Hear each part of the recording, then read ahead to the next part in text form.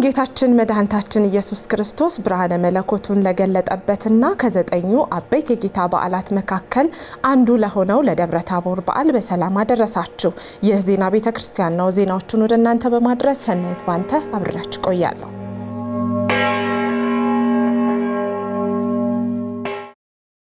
ወደ ቀዳሚ ዜናችን አለፍን። የደብረ ታቦር በዓል በመላው ኢትዮጵያ በደመቀ ሁኔታ እንደሚከበር ይታወቃል። የመንበረ ፓትርያርክ ጠቅላይ ቤተ ክህነት ቅድስት ማርያም ገዳም ሰንበት ትምህርት ቤት መዘምራንም በየአካባቢው በመዘዋወር በዝማሬና በሃይማኖታዊ ስርዓት በዓሉን አክብረዋል። ሰላም አንባዬ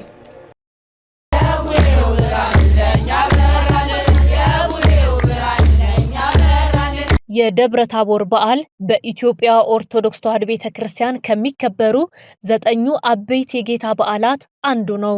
ጌታችን መድኃኒታችን ኢየሱስ ክርስቶስ ብርሃነ መለኮቱን የገለጠበት ይህ በዓል በአብነትና በሰንበት ትምህርት ቤት ተማሪዎች በወጣቶችና ሕፃናት ዘንድ ቡሄ በሉ እያሉና ችቦ እያበሩ በታላቅ ደስታና በደመቀ ሁኔታ የሚከበር ታላቅ ሃይማኖታዊ በዓል ነው።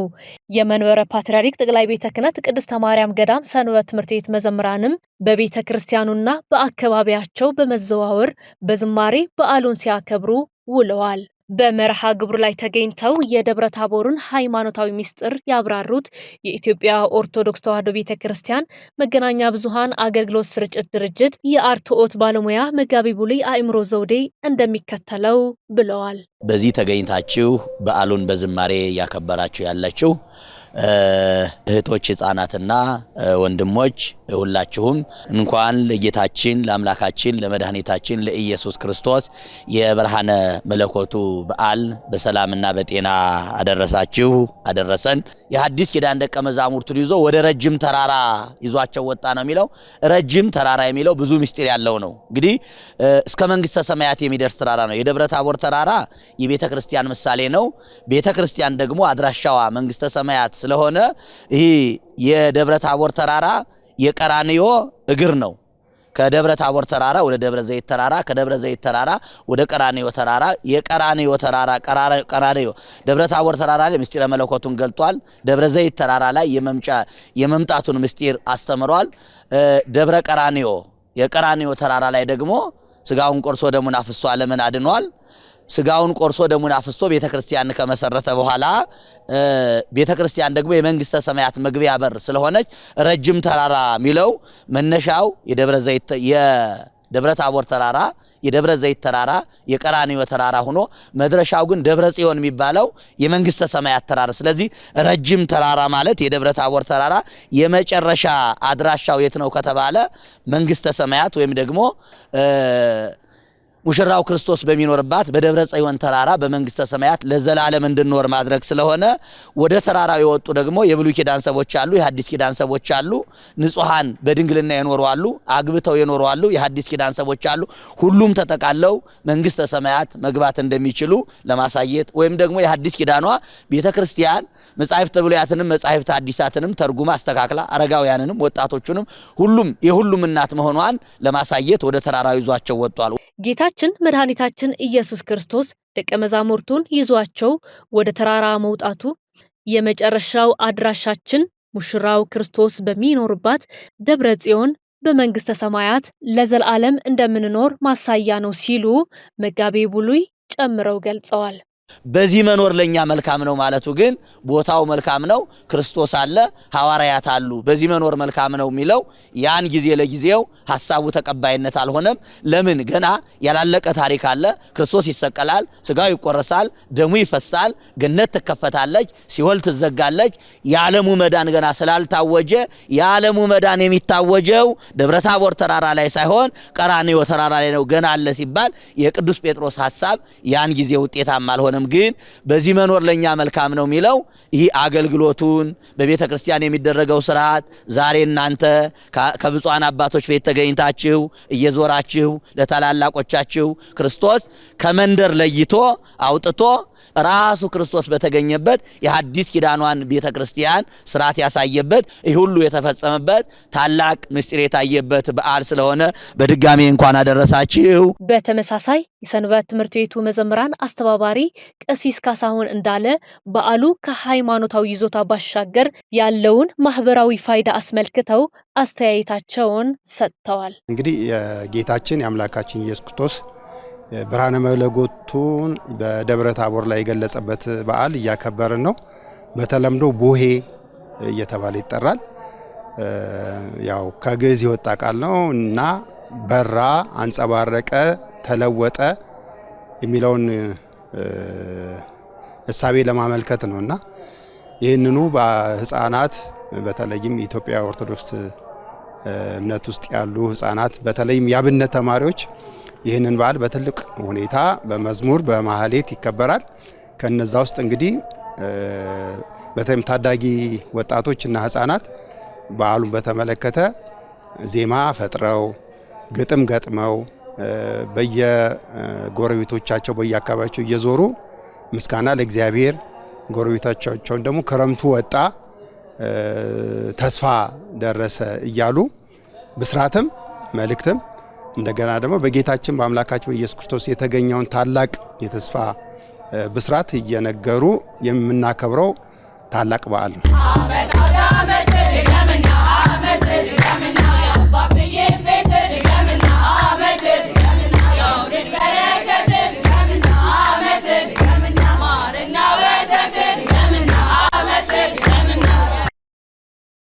በጾመ ፍልሰታ ለማርያም ወቅት የተስተዋለው የምእመናን መንፈሳዊ ሕይወት መነቃቃት ከጾሙ መጠናቀቅ በኋላም ተጠናክሮ ሊቀጥል እንደሚገባ ተገለጸ። ያረካል አድማሱ። የኢትዮጵያ ኦርቶዶክስ ተዋሕዶ ቤተክርስቲያን ከደነገገቻቸው 7ቱ የአዋጅ አጽዋማት መካከል አንዷ በሆነችው ጾመ ፍልሰታ ለማርያም የኦርቶዶክሳውያን መንፈሳዊ ሕይወት መነቃቃት የሚበረታታ ነው ተብሏል። ስርዓተ ቅዳሴውን ጨምሮ በሌሎችም የቅድስት ቤተክርስቲያን መንፈሳዊ አገልግሎቶች ላይ የሚሳተፈው ምእመንም ቁጥሩ ቀላል የሚባል አይደለም።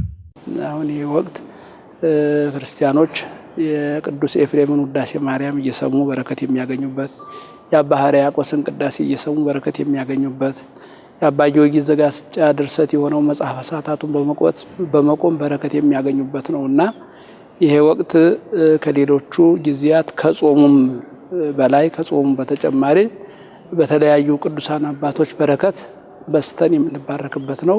እንግዲህ በዚህ በረከት ስራ ላይ ማንም ሰው ደከመኝ ሰለቸኝ ሳይል በረከቱን ለማግኘት መሽቀዳደም ነው። ታዲያ በጾመ ፍልሰታ ለማርያም በምእመናን ዘንድ የተስተዋለው የመንፈሳዊ ሕይወት መነቃቃት ከጾሙ መገባደድ በኋላም ሊቀጥል እንደሚገባ ነው የቦሌ ደብረ ምሕረት ቅዱስ ሚካኤልና ጻድቁ አቡነ ጎርጎርዮስ አብያተ ክርስቲያናት ስብከተ ወንጌል ክፍል ኃላፊ የሆኑት መጋቢ ሐዲስ ለይኩን ብርሃኑ ያመላከቱት። በጾመ ፍልሰታው በጾሙ በጸሎቱ በቅዳሴው በውዳሴው በዝማሬው በወንጌሉ በጉባኤው ያለን ተሳትፎ መቀጠል ነው ያለበት። መንፈሳዊ ሕይወት የሚቀዘቅዝ ሳይሆን የሚጨምር የሚቀንስ ሳይሆን የሚያድግ ነው መሆን ያለበትና እንግዲህ በጾመ ፍልሰታ ለማርያም የቅድስት ኦርቶዶክሳዊት ተዋሕዶ ቤተክርስቲያን ልጆች የድንግል ማርያም ልጆች አገልጋዮቹም ጠቅላላ ካህናቱ መዘምራኑ በአጠቃላይ ሁላችንም በዚሁ መንፈሳዊ ግለት መቀጠልና መጨመር ነው እንጂ ያለብን መቀነስ እንደሌለብን አውደ ምሕረታችን ሙሉ መሆን እንዳለበት ቤተ መቅደሳችን በማስቀደሱ ሙሉ መሆን እንዳለበት አውደ ምሕረታችን ወንጌልን በመስማት ዝማሬን በዘመር ሙሉ መሆን እንዳለበት ነው የማስተላልፈው መልእክት። መጋቢ ሐዲስ ለይኩን ብርሃኑ መንፈሳዊነት እያደገ የሚሄድ መሆኑን ጠቁመው እኛ ክርስቲያኖች በእያንዳንዱ የሕይወት እርምጃችን ውስጥ ቅዱሳን አባቶቻችንን አብነት በማድረግ ለመንፈሳዊ ሕይወታችን ማደግ ልንበረታ ይገባልም ብለዋል። ሁልጊዜም ክርስቲያን ሁልጊዜ ክርስቲያን ነው።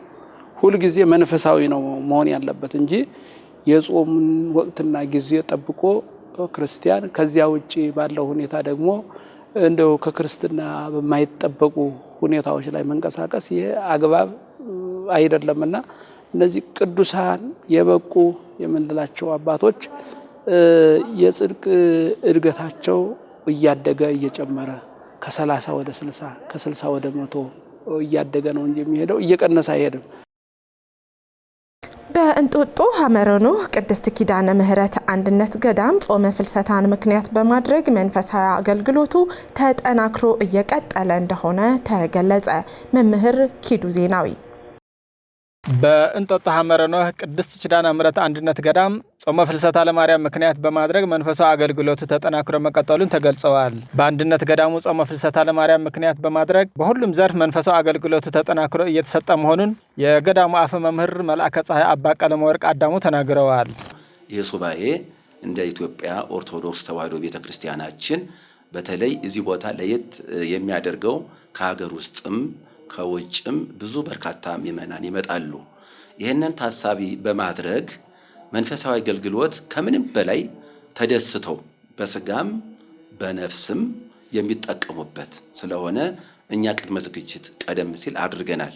በክቡር አባታችን በመላከ አሚን ቆሞስ አባ ገብረ ሥላሴ ይርሳው በገዳማችን ዋና አስተዳዳሪ መሪ ሰጭነት ማህበረ ካህናቱን ማህበረ አበው መነኮሳቱን እንደዚሁም ደግሞ ልዩ ልዩ ሰራተኞች በመሰብሰብ ሶፊያተኞች ወገኖቻችን ክርስቲያኖች ሲመጡ በይበልጥ መንፈሳዊ አገልግሎቱ በሚገባ ከሌላው የተሻለ ስርዓቱን ትውፊቱን በሁሉም መንፈሳዊ አገልግሎት እንዲደሰቱ ተደስተው እንዲሄዱ በማድረግ አቅጣጫ በመስጠት ማህበሩ ሁሉ በደስተኛ ይህንን የክቡር አባታችን መመሪያ ተቀብለን መንፈሳዊ አገልግሎቱን በየዘርፉ በሚገባ ዝግጅት አድርገን ቆይተን ነበረ።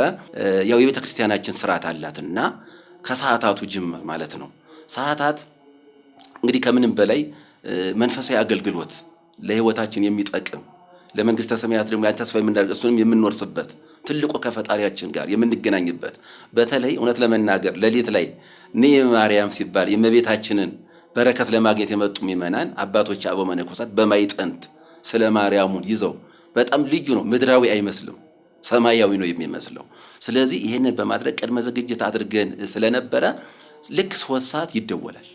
3:30 ላይ ሰዓታት ይጀመራል። በዚያ እውነት ለመናገር ያው ካለው ከውስጡ ትንሽ ጥበት ሙቀት አለ። ይሄ ግቢ ይጨናነቃል በቃ በሰዓታት ማለት ነው። እና ሰዓታቱ ልዩ ነው።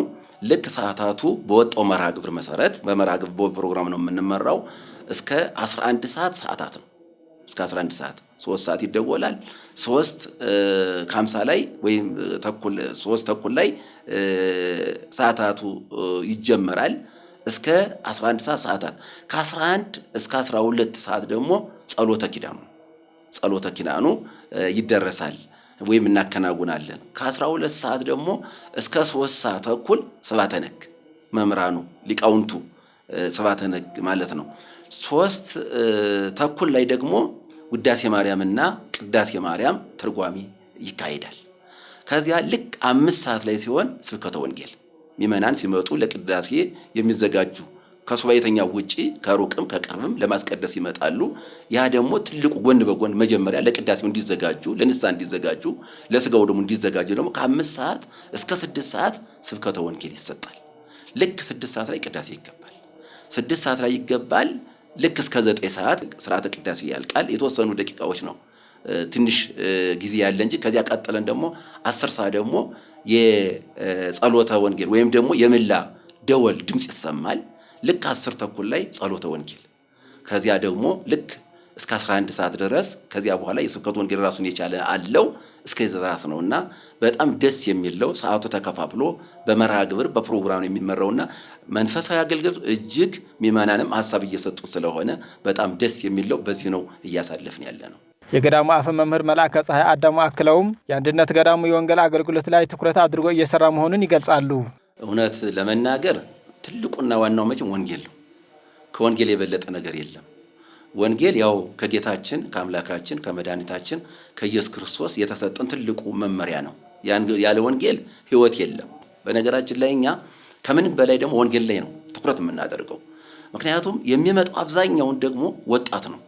ወጣቱ ደግሞ አንደኛ ጾመ ማርያም አጭር ነች፣ ሲቀጥል ደግሞ እረፍት ነው። ክረምቱ እረፍት ስለሆነ ይህች ምክንያት አድርጎ ስለሚመጣ በተለያየ ሱስ ተይዞ ነው የሚመጣ። ያ ወጣቱ ያንን ጥሎ እንዲሄድ ነው። ከዚያ ህይወት ወጥቶ የዛሬ ዓመት ሌላ ሰው ሆኖ እንዲመጣ ነው የምንፈልገውና በዚህ መሰረት ወንጌል ላይ በጣም ነው ያው እግዚአብሔር ይመስገን የቤተ ክርስቲያናችን ልሳን የሆነው ያው ቀጥታ ስለሚተላለፍ ሌሎችም እንደዚህ አሉ። ከዚህ አንፃር ሀገር ውስጥ ብቻ ሳይሆን በዓለምም ሁሉም የሚከታተለው ስለሆነ ወንጌል ላይ ትኩረት አድርገን ለየት ነው ጸጋ ያላቸው ጸጋው የበዛላቸው አሉ የሚባሉ የቤተ ክርስቲያናችን ልጆች የሆኑትን መጀመሪያ እንመርጣለን። ተዘጋጅተው እንዲመጡ አድርገን ልክ 11 ሰዓት ላይ ጸሎተ ምህላ ወይም ጸሎተ ወንጌሉ ይጠናቀቃል። ከ11 ሰዓት ጀምሮ እስከ 2 ሰዓት ነው የምንቆየው። በአንድነት ገዳሙ እየተገለገሉ ያሉት ምዕመናንም ጥሩ አገልግሎት እያገኙ መሆኑንና በአገልግሎት ደስተኞች መሆናቸውን መስክረዋል። የገዳሙ አገልግሎት እጅግ በጣም ጥሩ ነው። ምዕመኑ በስነ ስርዓት ተስተናግዷል። ማረፊያው እንደምታዩት አዲስ ተሰርቶልናል። ሱባኤያችንን በስነ ስርዓት እንድንስተናገድ እንድንጸልይ እመቤታችንን እንድናከብራት እንድናወድሳት ተደርጎልን ጥሩ መስተንግዶ ተደርጎልናል። እለት በእለት ያለውን በመድረክ ላይ ያሉት አባቶች የሚያቀርቡልን ትምህርት እኛን የሚያንጽ ሙሉ ትምህርት የሚሰጠን እኛም ደግሞ በተግባር እንድንተገብረው ተምረንም በከንቱ እንዳናደርገው ሙሉ ትምህርት የተሰጠን ነው። በጸበሉ ቦታም ብንሄድ በስነ ስርዓት እየስተናገድን ነው። ብዙ ተአምራት እየተደረገ ነው። በገዳሙ እኔ እዚህ ወደ 20 ዓመት ይሆነኛል እየተመላለስኩ ኪዳነ ምሕረትን ፍልሰታን ጾም እዚህ ነው ማሳልፈው። በእውነቱ በጣም የተባረከ ስፍራ ነው። ደስ የሚል ስፍራ ነው። ምእመኑም በጣም ከእለት ወደ እለት እየሰፋ ነው እየመጣ ያለ እና መስተንግዶም እዚህ የሚደረግልን መስተንግዶ በጣም መልካም ነው። ከጠበቅነው በላይ ነው። የምእመናን መንፈሳዊ ሕይወት በጾም ወቅት ብቻ ሳይወሰን ዘወትር በጾምና ጸሎት መትጋት እንደሚገባ የመካኒሳ ደብረገነት ቅዱስ ሚካኤል ካቴድራል ካህናት ገለጹ። ተጨማሪ ዘገባ አለን።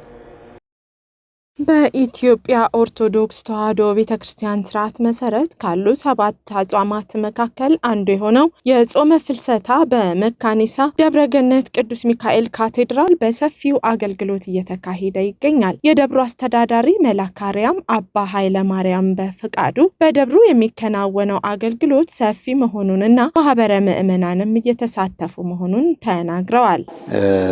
እንግዲህ በካቴድራላችን በመካኒሳ ደብረገነት ቅዱስ ሚካኤል ካቴድራል የፍልሰታ ጾመ ፍልሰታ በጥሩ ስነ ስርዓት እየተከናወነ ይገኛል። በሌሊት በሰዓታት ሲነጋ በስብዓተ ነግ እና በቅዳሴ ማርያም ውዳሴ ማርያም ትርጓሜ ስብከተ ወንጌል በቅዳሴ ብዙ ምእመናን ከቤታቸው 16ቱን ቀን እዚሁ መጥተው በመጠለያ በመቀመጥ ሱባኤውን እየተከታተሉ የሚገኝበት ነው ያለው። የደብሩ የስብከተ ወንጌል ኃላፊ ቀሲስ ግርማ ወዳጅ በበኩላቸው በጾመ ፍልሰታ እየተከናወነ ያለው ሃይማኖታዊ ስርዓት ምን እንደሚመስል አብራርተው በደብሩ ስብከተ ወንጌል በኩል ያለው ሰፊ አገልግሎት ሂደትን ገልጸዋል። እንግዲህ እግዚአብሔር እንደወደደ እግዚአብሔር እንደፈቀደ የዚሁ ለጾመ ፍልሰታ በሰላም አድርሶናል። በስብከተ ወንጌል አገልግሎታችን በዚህ በጾመ ፍልሰታ ጊዜ ምንድነው ከ4 ሰዓት ጀምሮ የትርጓሜ የውዳሴ ማርያም እና የቅዳሴ ማርያም ትርጉም ነው ያለን።